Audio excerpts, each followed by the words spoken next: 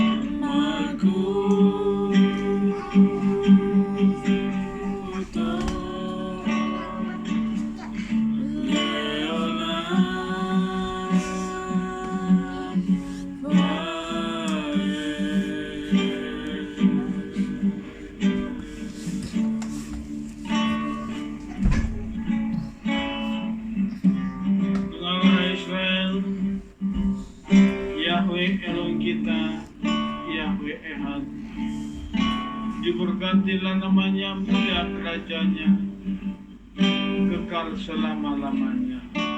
Haleluya, haleluya.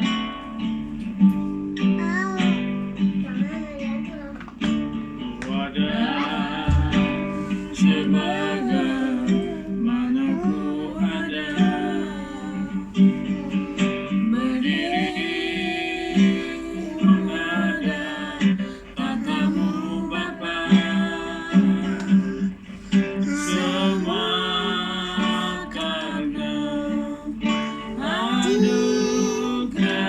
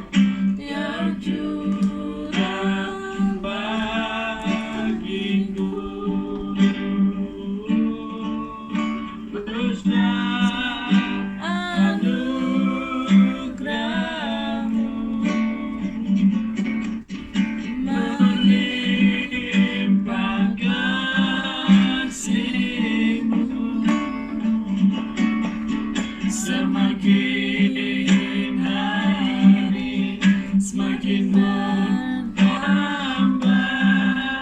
besar anugerah,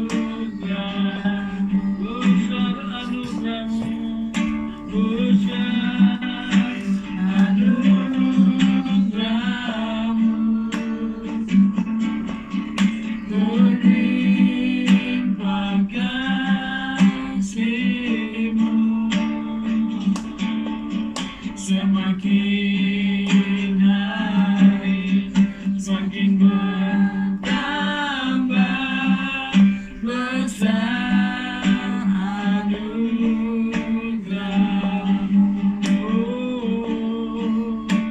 besar anugerah-Mu,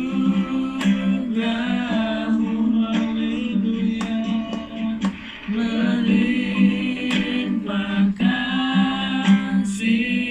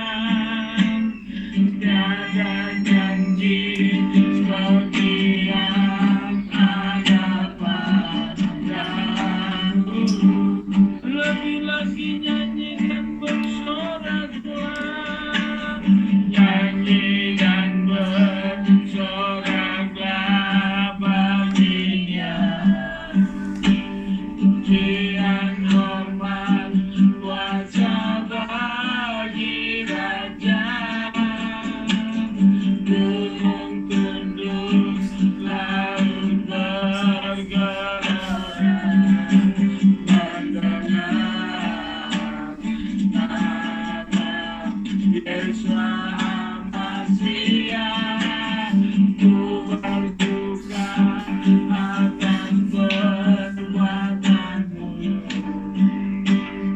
Menyatukan si Engkau Tuhan, tiada janji seperti yang ada padamu.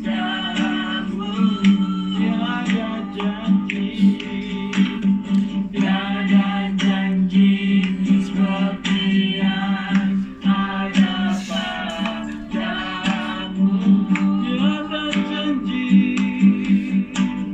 Tiada janji seperti yang ada padamu.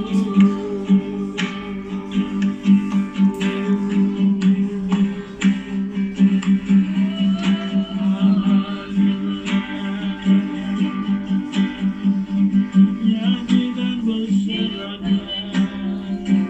kami mau bersyukur, kami mau bernyanyi bagimu Bapa, selama kami hidup, selama kami ada.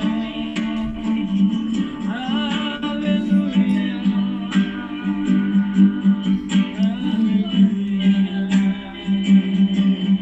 sebab Engkau yang layak dipuji disembah. Engkaulah penyelamat kami, Engkaulah perlindungan kami, Yesuslah.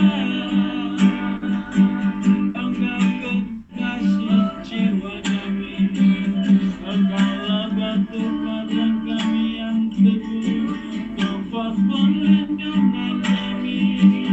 Kami bersyukur, kami bersyukur, Yesuslah. Kasih-Mu luar biasa, menyelamatkan kami. Engkau mati bagi kami, darah-Mu tercurah di kayu salib, bilur-bilur-Mu mengalir, menyembuhkan kami. Kami bersyukur, kami bersyukur. Dengan apakah kami membalas segala pengorbanan-Mu, selain kami memuji menyembah-Mu, Yesus. Kau kekasih jiwaku. Haleluya, haleluya.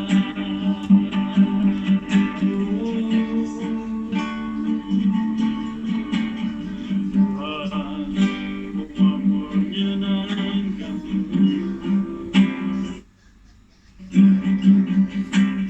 Tuhan, bentuklah hati ini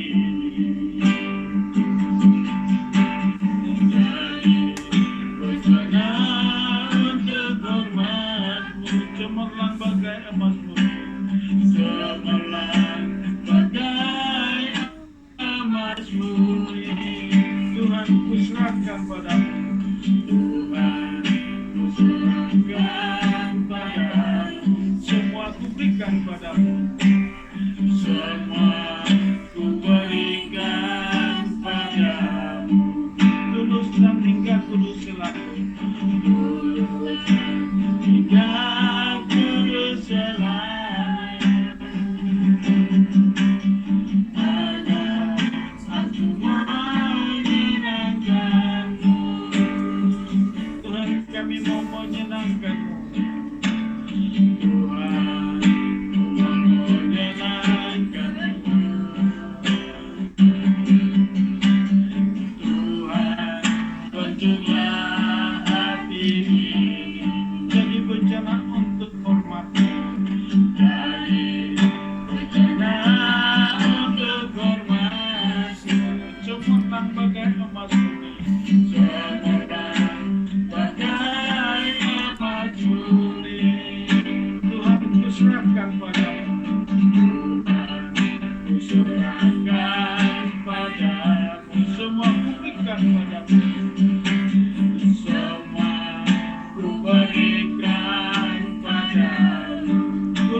kuduskan hingga kudus selalu. Kuduskan hingga kudus selalu, agar aku menyenangkanmu. Mari senangkan Dia. Menyenangkanmu, senangkanmu, hanya itu kerinduanku. Menyenangkanmu, senangkan hatimu, hanya itu kerinduanku. Menyenangkanmu, Menyenangkanmu, senangkanmu, hanya itu kerinduanku. Menyenangkanmu, senangkan hatimu, hanya itu kerinduan. menyenangkanmu, Menyenangkanmu, senangkanmu, haleluya.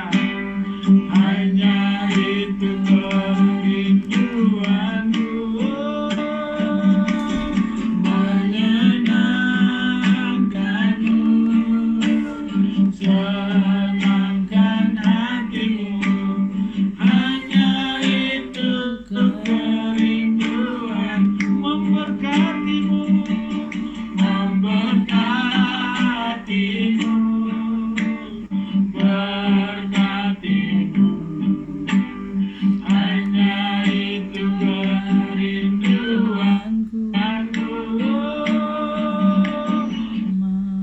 Memberkatimu, berkatimu Tuhan, hanya itu kerinduan. melayanimu, Melayanimu, layanimu, hanya itu kerinduanku.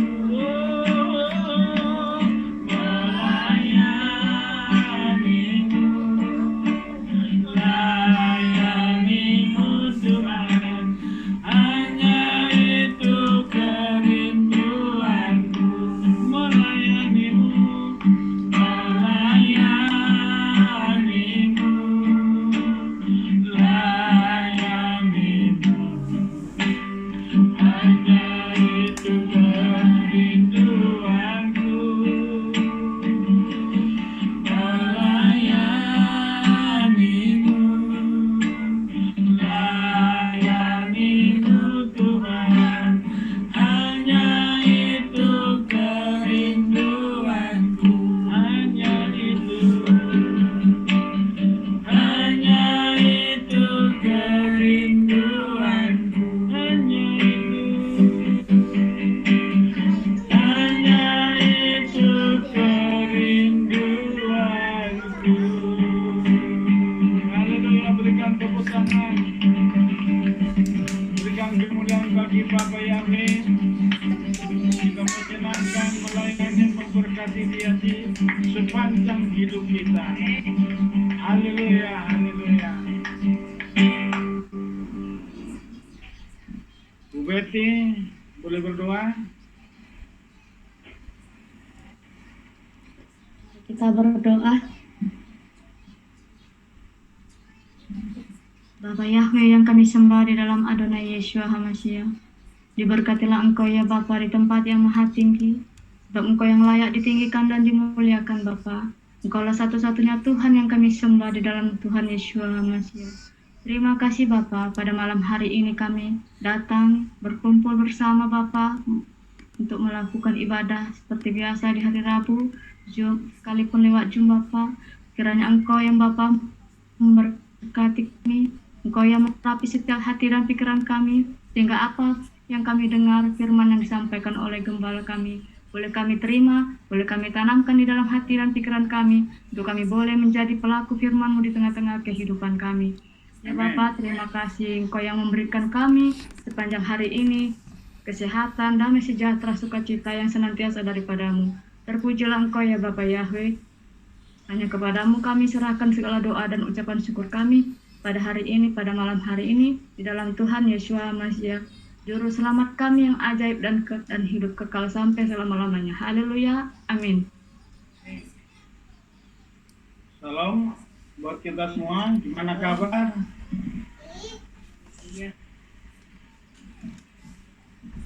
Shalom Bulin, Bu Bella, Bu Betty, Salam. Bu Theodora, Bu Lucy, Bulin. Mari kita siapkan nanti kita akan belajar hari ini bagian ketiga, itu kelompok sisa dari bangsa-bangsa, atau dikasih istilah Ribka Remnant. Saudara siap menjadi Ribka Remnant akhir zaman? Amin. Yang akan dijemput Eliezer untuk jadi mempelai Ishak, yaitu gambaran daripada Yeshua HaMashiach. Jadi saat ini kita semakin dikuatkan, diteguhkan, belajar tentang siapakah yang ikut jadi mempelai-mempelai. Itu sisa bangsa-bangsa yang sudah dicabut dari kekristenan dan menggabungkan diri dengan Mesianik, yaitu ke rumah Yakub. Barulah kita dientenkan atau dipersatukan dengan Israel oleh Yeshua HaMashiach. Mari kita mulai Kejadian 25 ayat 19 sampai 23, kita baca bersama-sama. Dan inilah silsilah Ishak anak Abraham. Abraham memperanakan Ishak, dan Ishak berusia 40 tahun ketika dia mengambil Ribka anak perempuan Betuel, orang Aram dari Padan Aram, saudara perempuan Laban orang Aram, sebagai istri baginya.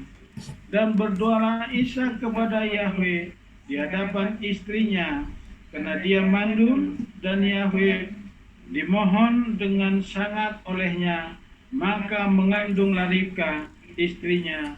Namun anak-anak itu bertolak-tolakan di dalam rahimnya, dan dia berkata, jika demikian mengapa aku sendiri begini?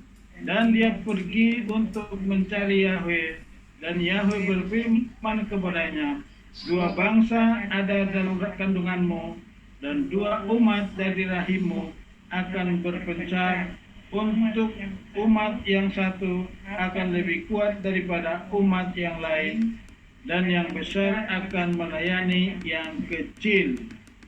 Itulah profetik bagaimana Ribka mengandung dua umat.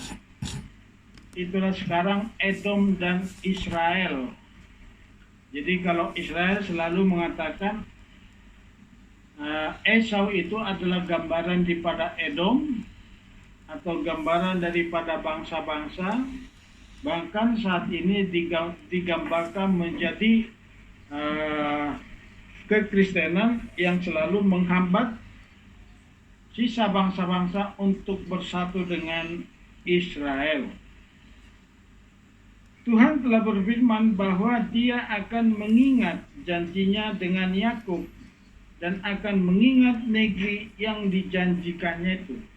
Jadi ada satu tempat, yaitu tanah Kanaan, yang sudah dijanjikan kepada Abraham, Ishak, dan Yakub, tapi yang menjadi ahli waris daripada tanah perjanjian itu hanya salah satu, yaitu anak yang memegang menjadi pewaris perjanjian itu, yaitu Yakub. Itulah makanya disebut yang lebih kecil akan lebih kuat dari yang besar, bahkan yang besar menjadi melayani yang besar. Jadi di dalam rahim daripada Ribka itu sudah ada profetik bahwa di akhir zaman akan ada dua kekuatan yang selalu bertolak-tolakan, bahkan tidak menjadi akur. Itu makanya saat ini bangsa-bangsa selalu bertentangan dengan umat Israel, yaitu Yakub. Itulah gambaran yang dinubuatkan, yang sudah dikatakan oleh Ribka, sudah dinyatakan oleh Tuhan kepada Ribka, bahwa dua umat ada di dalam kandunganmu, dua bangsa ada dalam kandunganmu yang selalu bertolak-tolakan, tetapi saling membutuhkan. Itulah makanya Yakub memegang tumit daripada Esau waktu dia mau keluar dari rahim Ribka. Jadi di akhir zaman Yakub harus berpegang pada Esau, yaitu gambaran bangsa-bangsa, supaya kesempurnaan Yakub, yaitu gambaran Israel saat ini, sempurna untuk mengenal siapa Sang Mesias itu, Yeshua HaMashiach. Jadi kita saat ini Yakub dan Esau, yaitu gambaran bangsa-bangsa. Israel dan bangsa-bangsa harus sama-sama bersama, harus selalu berkepentingan, saling mengikat, itu memegang tumit.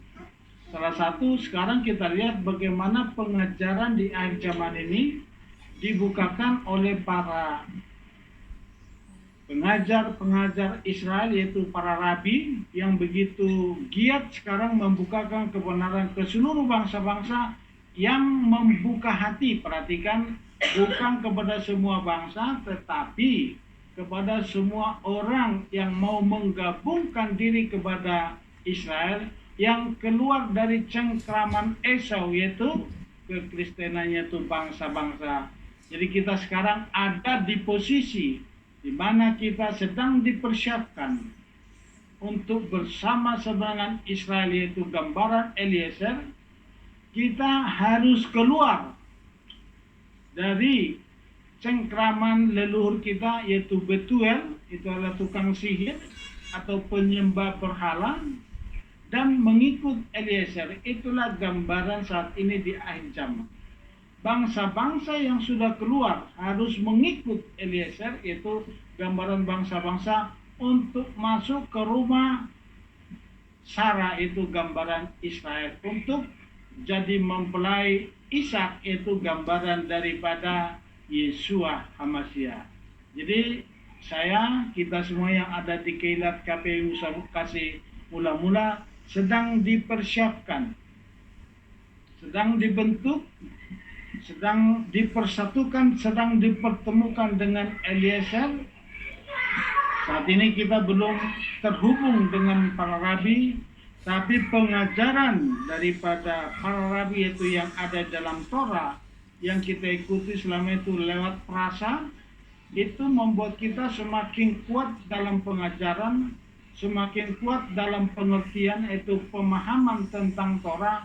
Itulah yang membuat kita nanti semakin sempurna di dalam pencangkokan itu, atau di dalam dipersatukan itu. Itu yang dikatakan di Roma 10 kalau nggak salah, dikatakan ada lagi domba-dombaku di luar kandang ini.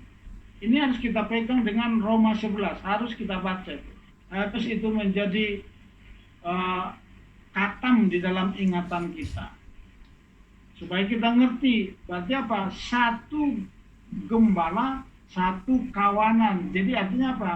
Kita harus satu kandang dengan Israel dan satu gembala. Artinya dari itu kita lihat kita tidak bisa berbeda, bahkan selalu harus bersama-sama dengan Israel untuk menantikan penebusan akhir. Kenapa bangsa Israel harus ditebus? Karena sampai saat ini Israel masih ada dalam galut, dan sebagian besar bangsa Israel masih belum percaya kepada Yeshua. Jadi sekarang bangsa Israel keluar untuk membukakan kebenaran.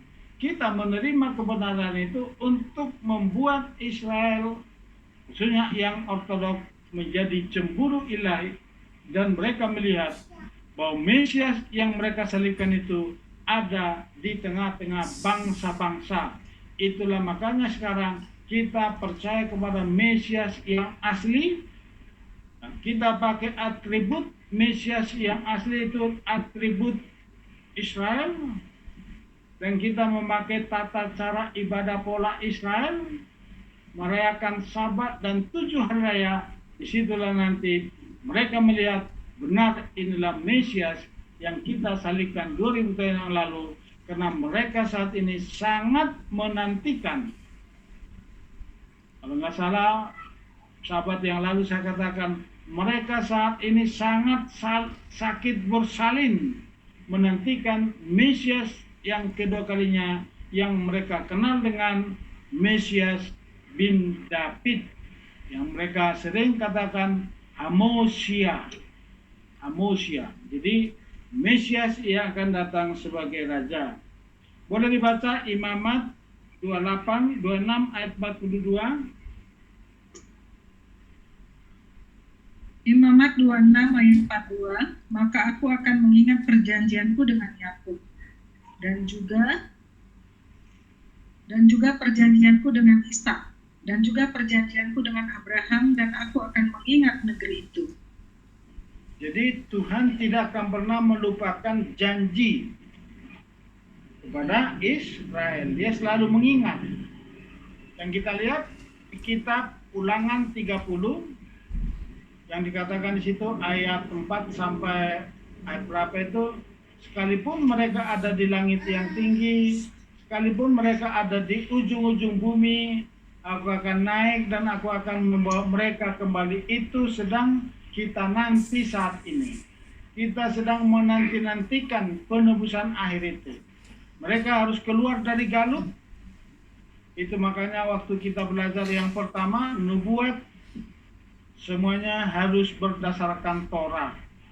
Apa yang dikatakan di situ, apa yang dilakukan dan apa yang terjadi kepada bapak leluhur, itu akan terjadi kepada anak cucu. Jadi kalau Abraham bisa bebas dari cengkraman itu, Abraham bisa membebaskan Lot dari tawanan, itu juga gambaran. Karena Bapa di situ, Abraham di surga adalah gambaran Bapa. Bapa di surga juga sanggup dan akan pasti membebaskan bangsa Israel. Itu gambaran Lot ditawan, itu dari tawanan bangsa-bangsa saat ini. Kapan itu terjadi? Saat bangsa Israel sudah sangat menanti-nantikan kedatangan Hamosia itu. Itulah makanya sekarang mereka sangat siap untuk membangun bait suci ketiga yang begitu gencar di bulan-bulan yang lalu. Tapi disinilah kita lihat berita dunia bisa menggemparkan dan membuat kita was-was. Tapi sekarang kita lihat belum terjadi. Artinya kita harus selalu waspada dan selalu mempersiapkan diri. Karena orang bijak itu, para rabi mengatakan kapanpun Mesias bisa datang. Beda dengan tafsir kita bangsa-bangsa selama ini. Kita selalu menafsirkan bahwa kedatangan Mesias pasti datang tahun sekian katanya, diprediksi. Ternyata kita sudah belajar semua nubuatan akhir zaman termasuk kedatangan Mesias kali yang kedua, semuanya berpatokan atau tolak ukurnya atau blueprintnya harus sesuai dengan Torah. Apa itu? Ribka bertemu dengan Eliezer, barulah terjadi perkawinan anak domba. Saudara siap? Memasuki perkawinan anak domba? Siap dijemput Eliezer? Mari siapkan hati. Jangan fokus kepada kedatangannya kapan, tetapi fokus saat dia datang kita siap. Ya, jadi fokus kepada kesiapan kita, yaitu apa? Pelitanya tidak padam, minyaknya tidak berkurang. Itu fokus kita sekarang. Mau besok, mau minggu depan, mau tahun depan, kapanpun itu, makanya di dalam doa-doa Islam dikatakan, sekalipun engkau menunda kedatanganmu, kami akan tetap setia menunggu kedatanganmu. Itu doa-doa pada sidul itu sering dikatakan. Boleh dilanjut? Kita lanjut ya. Yusuf sebagai gambaran Mesias telah memperlengkapi bangsa-bangsa dengan jubah waktu mereka turun ke Mesir dan dipelihara di tanah Gosen, dan pakaian inilah nanti akan diubah menjadi pakaian kemuliaan seperti yang dipakai Adam di Taman Eden. Jadi ternyata selalu ada profetiknya, selalu ada blueprintnya di dalam Torah, itu di dalam perjalanan bangsa Israel.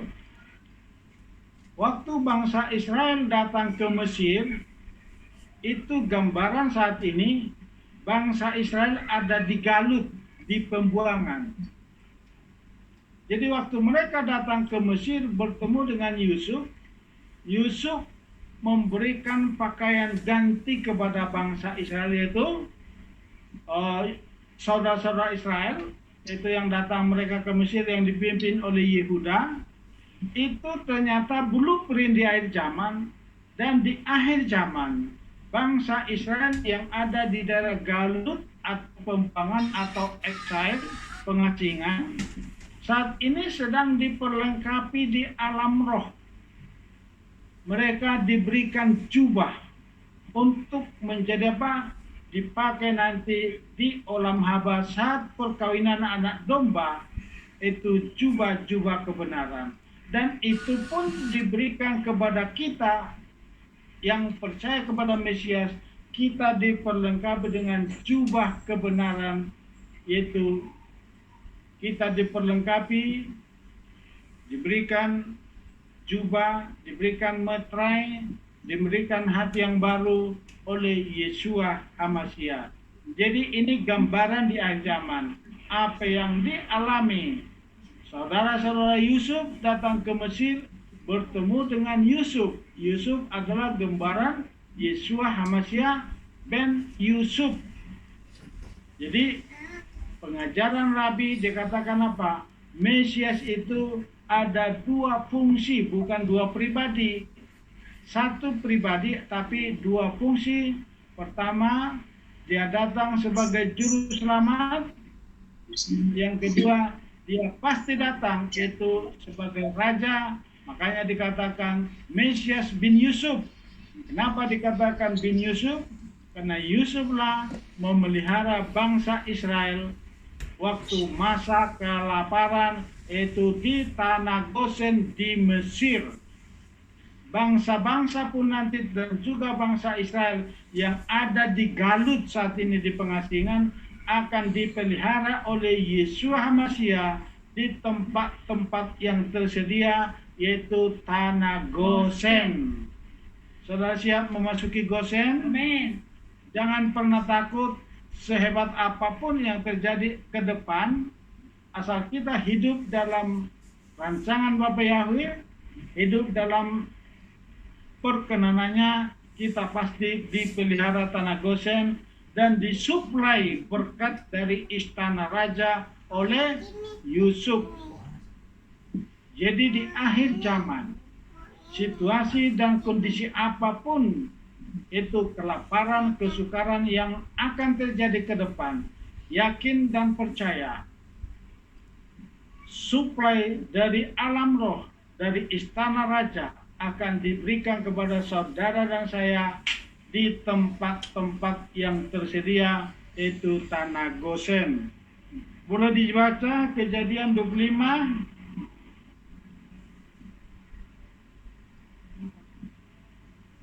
Kejadian 45 ayat 22.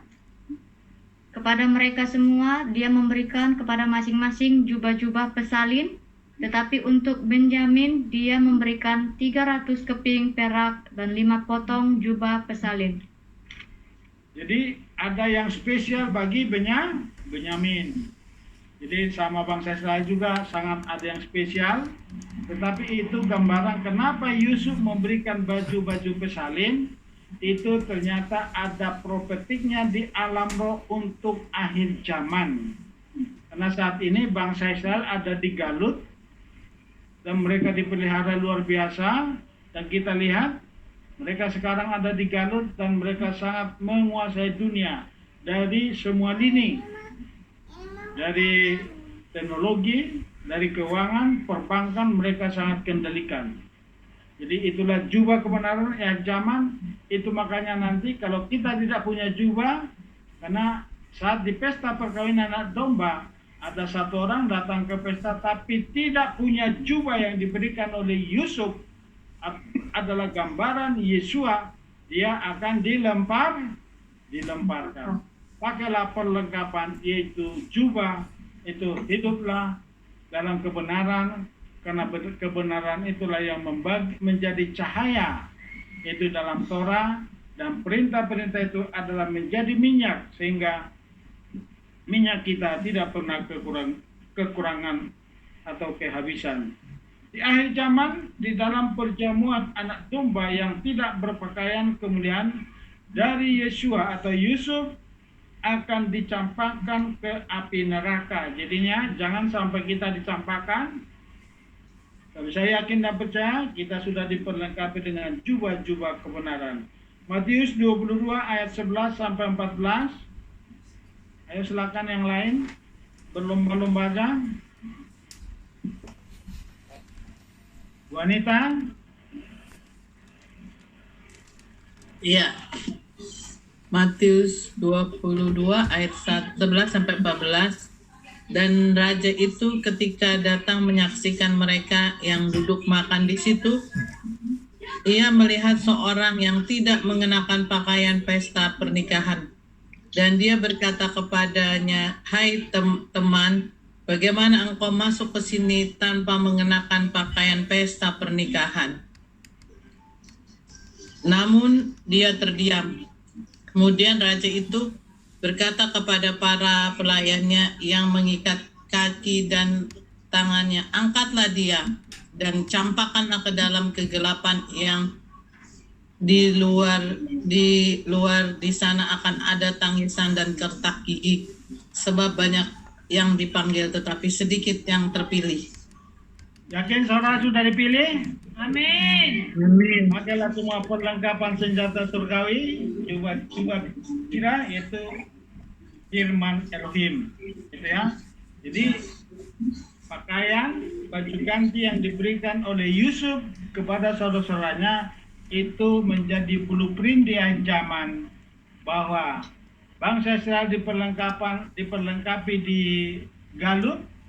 Dan kita pun sudah sedang diperlengkapi, yaitu bangsa-bangsa yang sudah menggabungkan diri dengan Israel dan sudah percaya kepada Mesias Yesua HaMashiach. Ada 4 tahapan penebusan akhir. Jadi penebusan akhir, kenapa ditebus? Karena itulah puncak akhir zaman. Konflik pertempuran dunia Esau dan oleh Yakub. Jadi itulah sekarang yang sangat kuat. Itu apa?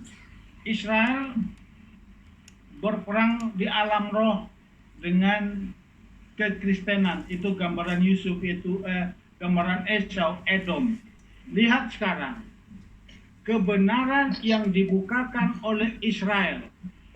Para rabi sangat ditentang oleh kekristenan, itu bapak-bapak kita. Lihat di alam roh, lihat di medsos, bahkan di medsos kita lihat hukum Taurat tidak berlaku, itu hanya untuk Yahudi, pada bangsa-bangsa tidak berlaku. Itu salah satu yang dikatakan selalu bertentangan, selalu bertolak-tolakan di rahim Ribka. Jadi bukan hanya dalam kandungan, Esau dan Yakub selalu bertentangan. Sampai saat ini pun Yakub selalu bertentangan dengan Esau, yaitu Edom atau bangsa-bangsa yang saat ini diambil alih oleh kekristenan yang selalu menghambat bangsa Israel kembali ke tanah Kanaan. Jadi itu alur ceritanya ya. Waktu Yakub kembali dari Laban, itu di tengah jalan Esau datang mengejar dengan 400 pasukan lengkap bersenjata. Itulah saat ini. Itu makanya Yakub Ahijama. Israel saat ini dan bangsa-bangsa yang keluar itu sangat dihambat oleh bangsa-bangsa. Nah, lihat bagaimana serangan yang kita alami. Itu kita yang keluar dari kekristenan, tantangannya sangat berat. Itulah yang dimaksud oleh Tuhan waktu berbicara kepada Ribka. Ada umat, ada dua umat. Itu apa? Umat Israel dan umat bangsa-bangsa yaitu Kristen yang selalu bertolak-tolakan. Lihat sekarang bagaimana pengajaran bapak-bapak gereja sangat menentang pengajaran Israel. Tetapi Israel tidak kehilangan akal dan mereka terus mengejar itu sisa bangsa-bangsa Ribka remnant yang dipersiapkan untuk jadi mempelai Yesus HaMashiach untuk kita bersama-sama kembali ke rumah Israel. Amin, dapat ditangkap ya? Amin. Itu konflik pertempuran Esau dan Yakub. Jadi sekarang itu terjadi. Bagaimana kekristenan sangat menentang pengajaran rabbinik. Itu sangat menentang. Coba dibaca.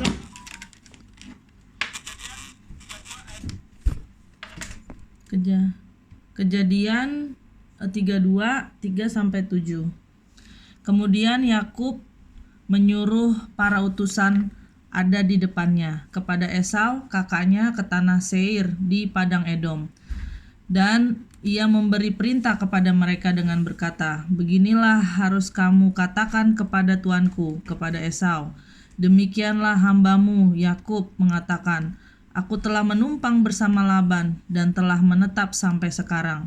Dan padaku ada lembu jantan dan keledai jantan, kawanan domba dan budak dan hamba perempuan. Dan aku telah menyuruh untuk memberitahukan kepada tuanku supaya beroleh kemurahan di matamu." Dan kembalilah para utusan itu kepada Yakub sambil berkata, "Kami telah sampai kepada kakakmu, kepada Esau, dan dia juga sedang dalam perjalanan untuk menemui engkau. Dan 400 orang ada bersamanya." Dan Yakub sangat ketakutan dan menjadi tegang karenanya. Dan dia membagi orang-orang yang bersamanya dan kawanan domba, dan kawanan lembu, dan kawanan unta dalam 2 kelompok.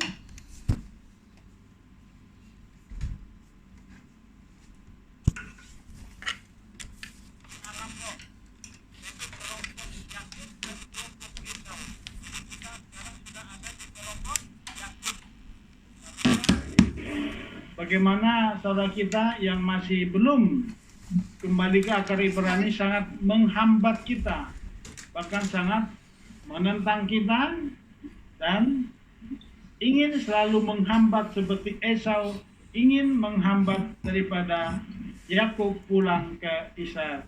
Karena ini kita saatnya, sekarang kita sudah di pintu gerbang menuju rumah Yakub, itu rumah Israel, dan kita pasti dihadang sama seperti bangsa Israel waktu mereka keluar dari Mesir, dikejar oleh Firaun yaitu musuh, tapi musuh pasti tenggelam.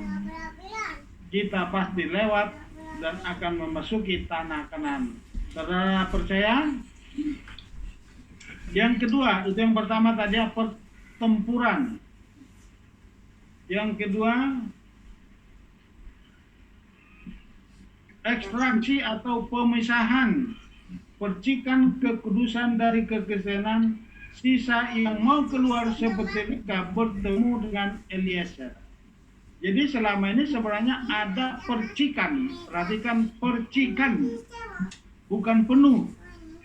Sebenarnya di dalam kekristenan ada percikan kekudusan, itu makanya dulu kita ingin berusaha hidup kudus, tapi tidak mengerti caranya hidup kudus itu bagaimana.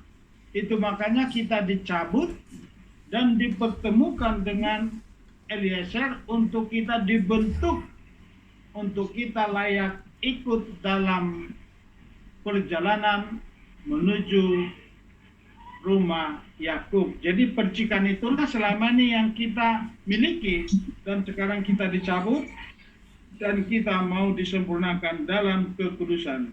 Kejadian 24 ayat 15. Siapa lagi yang ikut Jom? Bu Theodora?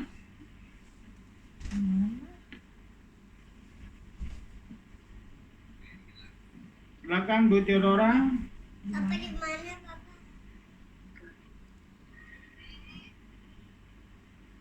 Yang lain? Siapa lagi yang bisa masuk? Kejadian 24 ayat 15. Dan terjadilah sebelum ia selesai berbicara, maka lihatlah, Ribka yang telah dilahirkan bagi Betuel, anak laki-laki Milka istri Nahor, saudara Abraham, muncul, dan buyungnya ada di atas bahunya. Jadi tiba-tiba Ribka muncul. Dan saat ini pun tiba-tiba kita keluar dari kekristenan dan kita dipertemukan dengan Torah. Itulah gambaran ekstraksi atau pemisahan percikan. Karena selama ini ada percikan kekudusan di dalam hidup kita. Sekalipun kita belum mengerti bagaimana caranya hidup kudus, apa artinya kudus, dan kita sekarang dipertemukan dengan bangsa Israel yang mengajarkan bagaimana cara hidup kudus. Ternyata harus hidup sesuai dengan Mishpot, sesuai dengan Torah, dan firman itu, Mishpot itulah yang selama ini kita abaikan. Ternyata Mishpot itulah perintah-perintah Tuhanlah yang menguduskan kita. Yang ketiga, yaitu yang pertama tadi peperangan dalam roh ya. Jadi kelompok Yakub sekarang sangat berperang dalam roh dengan kelompok Esau, itu Edom atau kelompok bangsa-bangsa termasuk kekristenan. Yang ketiga, mengantar atau mempersiapkan dunia untuk kembalinya Mesias sebagai Raja melalui merit Yeshua HaMashiach. Jadi kita yang sudah semakin dekat kepada kepenuhan bangsa-bangsa di dalam Torah, artinya apa? Kita sedang dipersiapkan menjadi merit Yeshua HaMashiach. Tetapi lihat, Betuel berusaha menunda pernikahan sama seperti gereja di akhir zaman ini berusaha menahan kelompok sisa agar jangan keluar. Jadi Ribka, saudara dan saya yang sudah keluar, ada satu oknum di alam roh yang sengaja menghambat. Itu makanya kita masuk menjadi mesianik ini tantangannya sangat berat.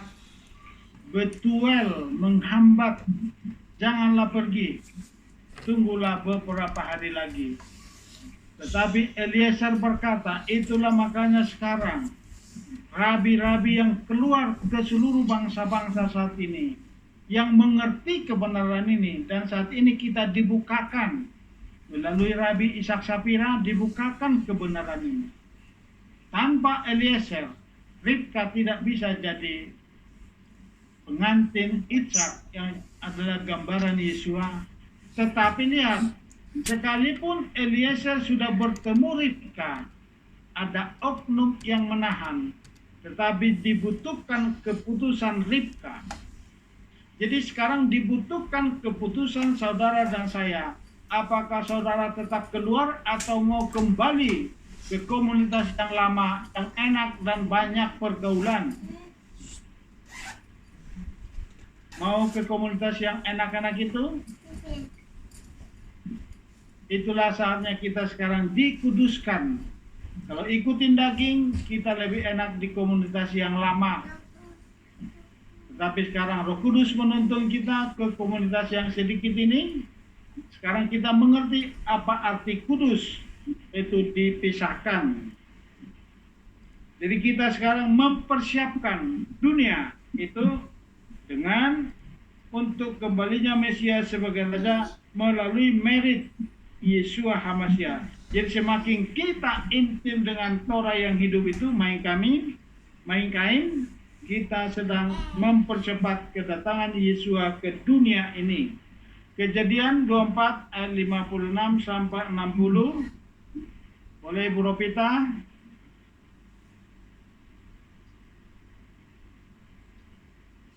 Namun dia berkata kepada mereka, "Janganlah menahan aku sementara Yahweh telah membuat perjalananku berhasil. Suruhlah aku pulang supaya aku boleh pergi kepada Tuanku." Mereka berkata, "Biarlah kita memanggil anak gadis itu dan menanyakan dari mulutnya sendiri." Mereka memanggil Ribka dan berkata kepadanya, "Maukah engkau pergi bersama orang ini?" Dan dia berkata, "Aku mau pergi."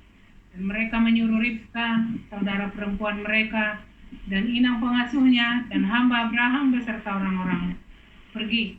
Dan mereka memberkati Ribka dan berkata kepadanya, "Saudara perempuanku, biarlah engkau menjadi beribu-ribu laksa, biarlah keturunanmu menduduki gerbang yang membencinya." Jadi itu ya, jadi ada yang menahan. Jadi sekarang kita di situ ada perkataan, dikatakan Betuel berkata kepada Ribka, "Maukah engkau bersama dengan orang ini?" Itu adalah suatu gambaran perkataan yang sinis. Kok kamu ikut-ikutan Pak John, Pak Nenggolan? Siapa dia? Kok kamu ikut-ikutan Pak Lukas? Siapa Pak Lukas? Gitu.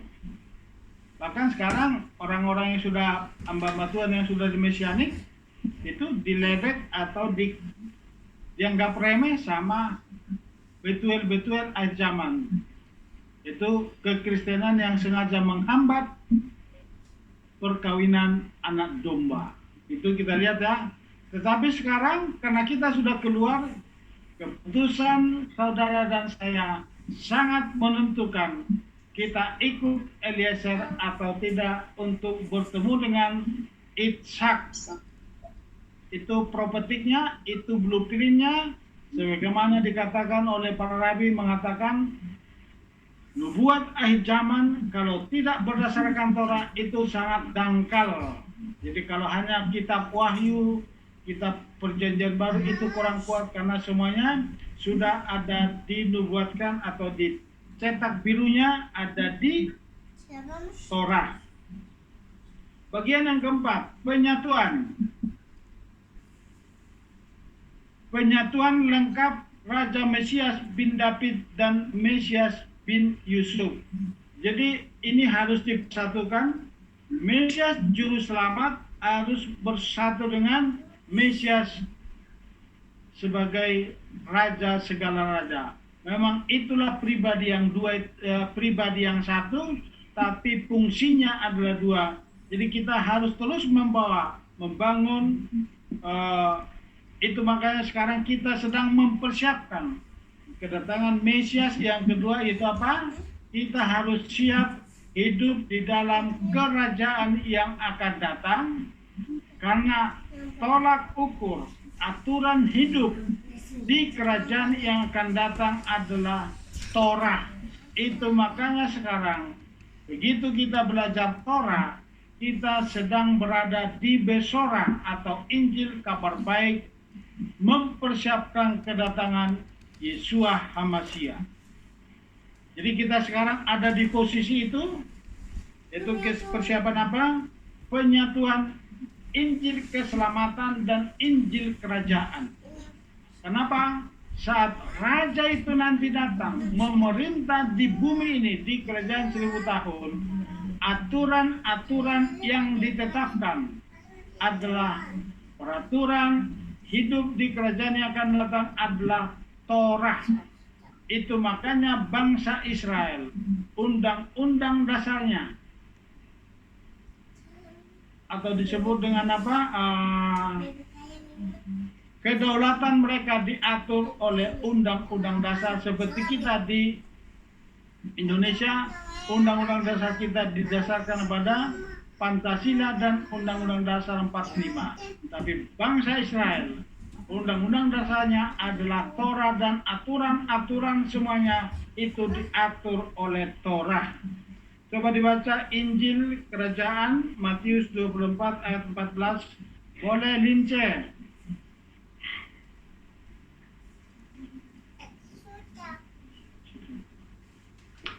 Matius 24 ayat 14, dan Injil Kerajaan ini akan diberitakan ke seluruh dunia sebagai kesaksian bagi semua bangsa dan kemudian akan datang kesudahannya. Nah, lihat ya. Sebelum Injil Kerajaan, itu apa? Injil Kerajaan itu apa? Tata cara hidup di kerajaan 1000 tahun itu apa? Berdasarkan Torah. Dan nanti dibangun bait suci yang ketiga, Torah akan tetap berlaku. Aturan-aturan Torah, cara-cara hidup tetap kembali kepada Torah. Jadi sekarang saudara dan saya ada di posisi penyatuan. Dulu kita berbicara kepada Injil keselamatan, kabar baik. Anugerah keselamatan oleh darah Mesias, Yeshua HaMashiach. Sekarang keselamatan itu diubah menjadi Injil kerajaan, mempersiapkan kedatangan raja yang akan datang, yaitu Yeshua HaMashiach bin David, atau yang kita kenal selama ini.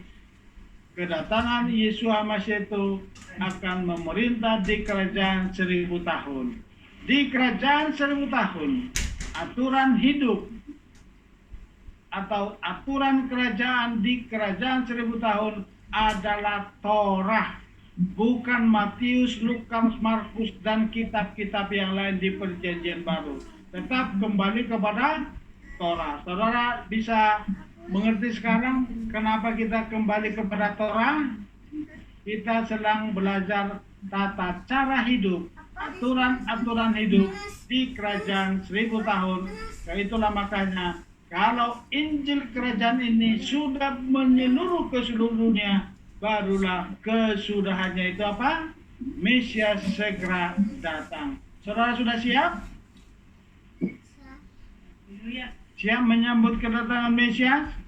Situ jelas dikatakan, dan Injil kerajaan ini akan diberitakan ke seluruh dunia. Itu bukan lagi Injil keselamatan, tapi Injil kerajaan sebagai dunia, sebagai kesaksian bagi semua bangsa, dan kemudian akan datang kesudahannya. Itu ya. Lanjut. Buyung Ribka adalah gambaran kasih anugerah. Efesus 2 ayat 8 sampai 10. Boleh yang lain? Butira.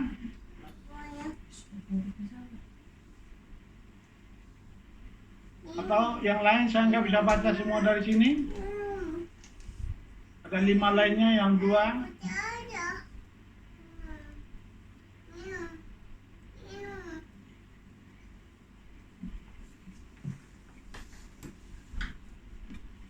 Efesus 2 ayat 8 sampai 10.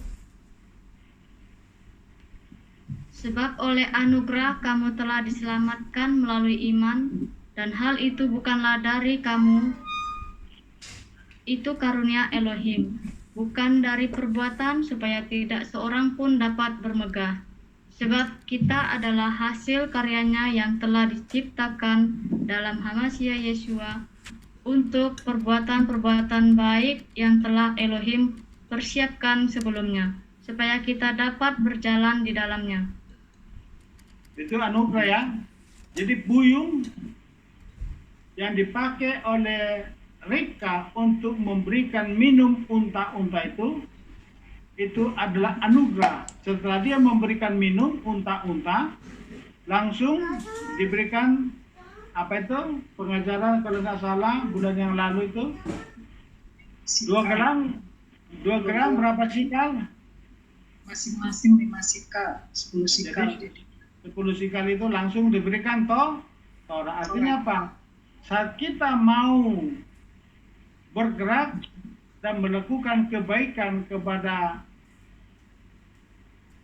yang datang membawa kabar baik itu kepada kita, isi itu langsung kita dimeteraikan 5 sikal, langsung diberikan Torah. Itulah makanya Ribka sekalipun ditahan oleh Betuel, dia langsung keluar cepat.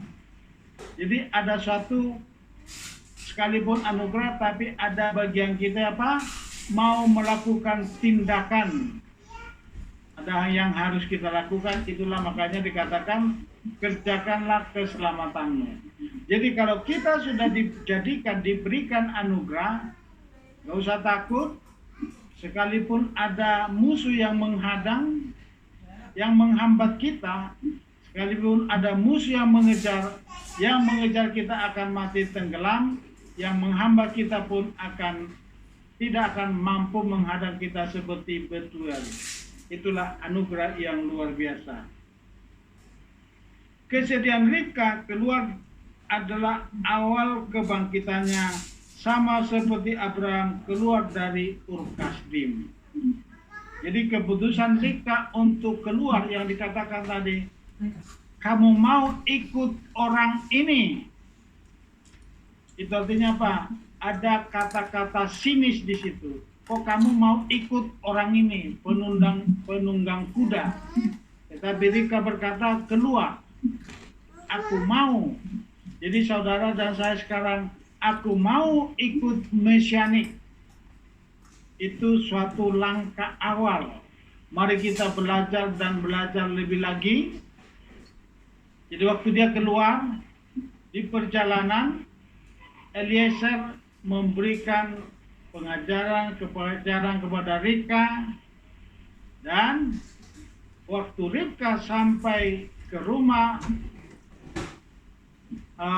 ke kemah daripada Sarah, disitulah kembali Shekinah itu turun, karena selama Sarah tidak ada, Abraham dan Ishak itu tidak menyambut Shekinah melalui lilin Sabat. Tetapi waktu Ribka masuk, Ribka kembali melakukan penyambutan Shekinah, itu menyalakan lilin Sabat. Itulah makanya dikatakan bangsa-bangsa sangat dibutuhkan oleh Yakub. Itulah makanya Yakub memegang tumit Esau. Jadi bangsa-bangsa nanti membawa Mesias ke rumah Israel. Itu yang kita belajar di 2 Sabat yang lalu. Besora ya. Jadi besora saat ini, Yesus yang kita kenal selama ini, sekarang kita membawa bukan Yesus lagi, tetapi sekarang kita sudah membawa Yeshua yang sudah pulih dari selama ini, diberikan identitas Yunani, diberikan atribut Roma dan Yunani. Sekarang kita berikan dia atribut yang baru, yaitu atribut Israel, dan kita bawa nanti ke rumah Israel. Disitulah Israel menerima, inilah dia Mesias yang kita salibkan itu. Dan Yeshua akan datang nanti, akulah Yeshua yang kamu salibkan itu. Nanti kita akan masuk di pola itu. Itulah makanya Esau memegang tumit, Yakub memegang tumit daripada Esau. Boleh baca Kejadian 21 ayat 1. Ayo yang lain, Wela, Bu Anita.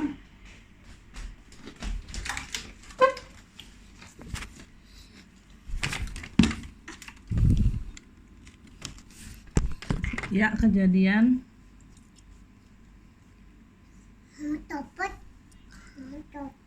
Halo, Kejadian 12 ayat 1. Dan Yahweh berfirman kepada Abraham, keluarlah kamu dari negerimu, dan dari sanak saudaramu, dan dari rumah ayahmu, ke negeri yang akan kutunjukkan kepadamu. Amin.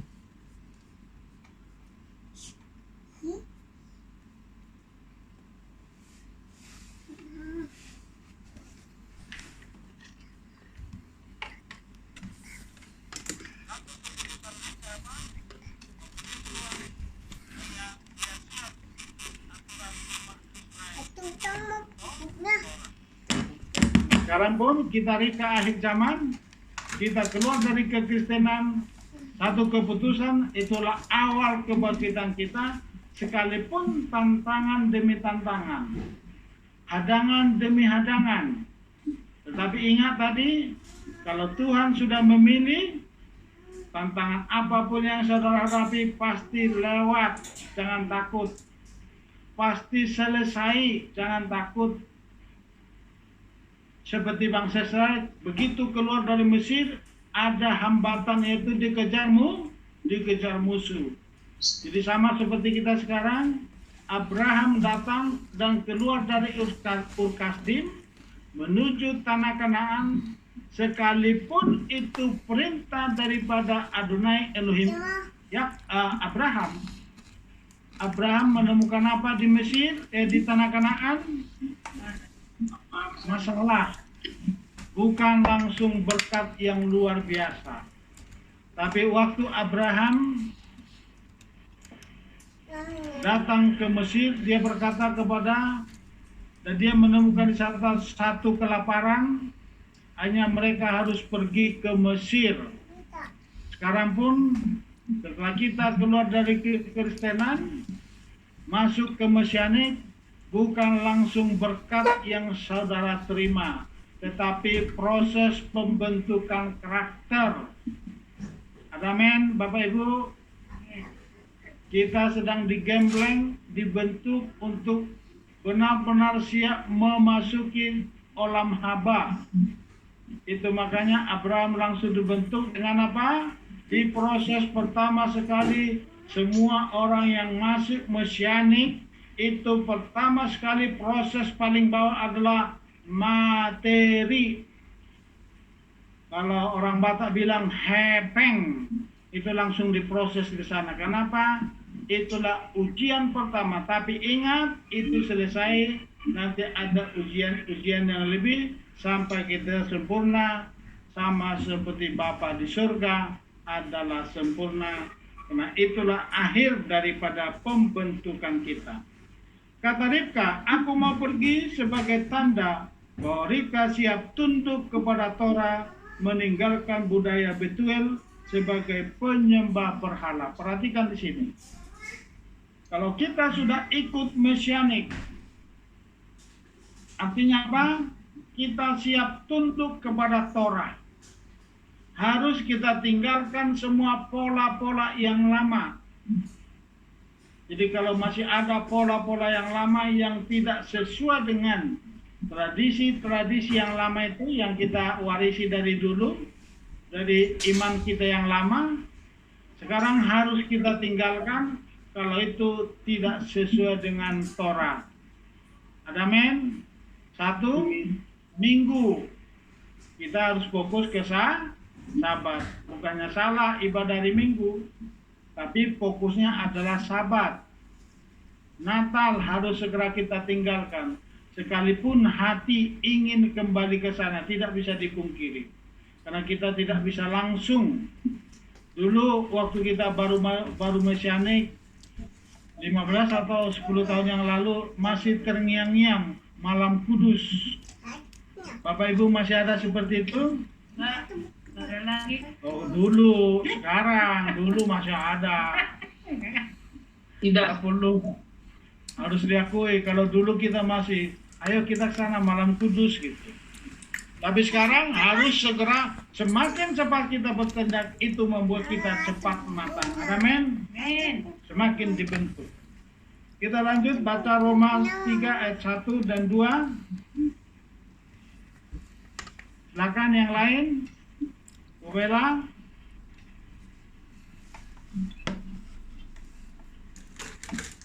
Ada 5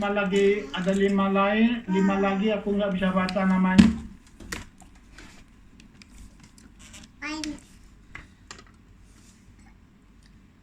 Roma 3, 1-2. Lalu apakah keunggulan seorang Yahudi itu? Atau apakah manfaat sunat?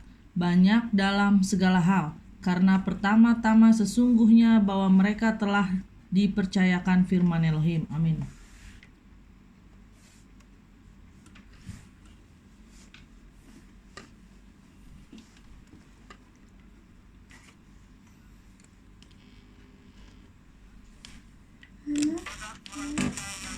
mempercayakan firman Elohim. Dan kita lihat sekarang, pengajaran yang kita dapatkan semakin dalam dan semakin dalam, setelah kita belajar terkonek dengan orang-orang yang sudah belajar kepada Rabi. Jadi kita dibukakan pola pengajarannya itu perasa ternyata luar biasa. Selama ini kita anti hukum Taurat, ternyata sekarang setelah kita belajar Torah, ada pengertian yang dalam dan luar biasa.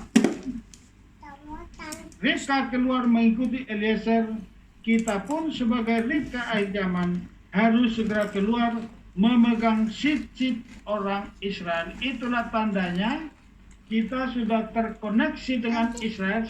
Sebagai apa? Kita sudah mulai berpegang kepada sit-sit. Dulu kita sudah belajar ya, pengertian sit-sit itu luar biasa.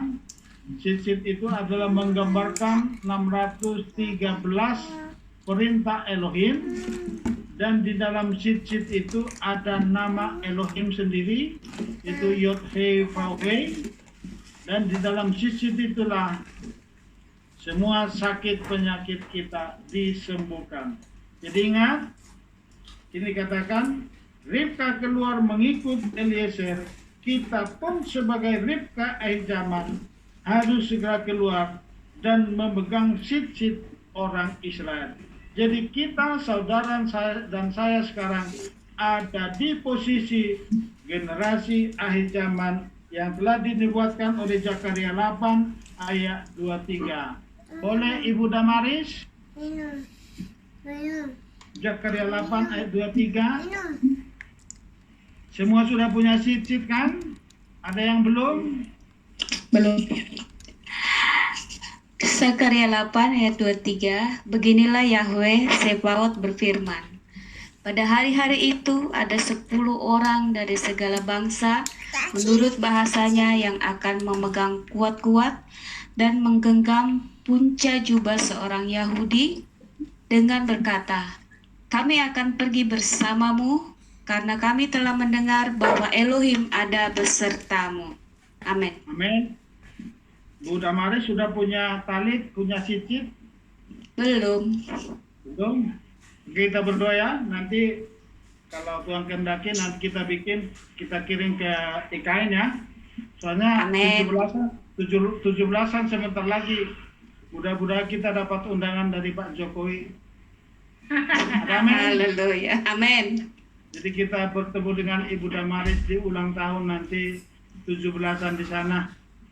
Jadi ini salah satu ya, puji Tuhan. Jadi Ibu Damaris harus berdoa supaya cepat dapat apa? Sit-sit orang Yahudi. Amin. Itu jubah. Ini yang seperti yang dipakai kita semua ya.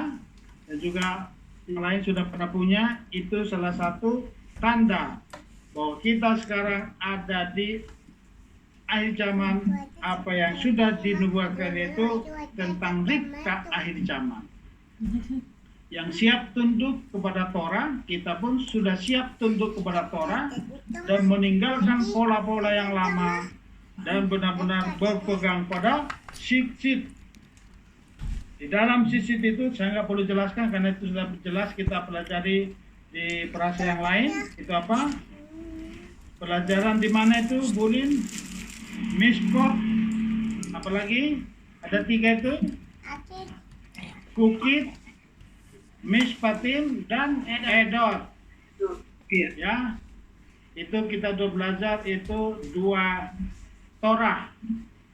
Jadi Torah itu ada 2 diterima Mose, 1 Torah tertulis yaitu di 2 batu, dan 1 Torah lisan yang diajarkan turun-temurun dan ditulis menjadi Talmud. Itu dimulai dengan Rabi Yehuda Salmon, kalau nggak salah, saya kurang hafal namanya. Itu ya, jadi kita sekarang ada di posisi ini. Kelompok sisa Israel berperan penting menjemput kelompok sisa bangsa-bangsa atau Ribka akhir zaman yang mau keluar dari cengkeraman kekristenan. Jadi kita yang keluar saat ini dari kekristenan, saudara sedang dipersiapkan untuk jadi mempelai Yeshua HaMashiach. Jadi sekalipun Kristen atau bapak-bapak gereja mengatakan kita akan bertemu dengan Mesias di awan-awanan permai, tetapi Mesiasnya masih berstatus Yunani, beratribut Roma, itu hanya slogan. Tapi sekarang kita ada di situasi ini, kita sedang dipersiapkan menuju ke sana, karena kita sudah keluar dan kita pun jadi berpegang pada Mesias. Yeshua HaMashiach adalah Mesias yang dikenal oleh Israel. Itu makanya saat ini banyak Mesianik yang keluar, itu Mesianik yang orang-orang Yahudi yang sudah percaya kepada Mesias.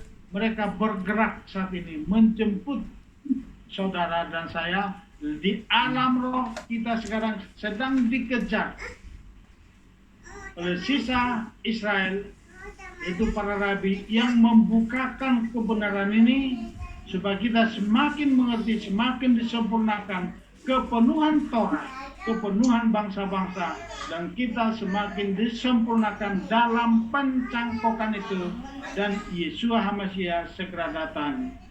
Boleh Yeremia 31 ayat 7 sampai 10. Siapa lagi yang belum? Ayo langsung bergerak aja. Boleh diulang? Yeremia 31 ayat 7 sampai 10. Sebab beginilah Yahweh berfirman,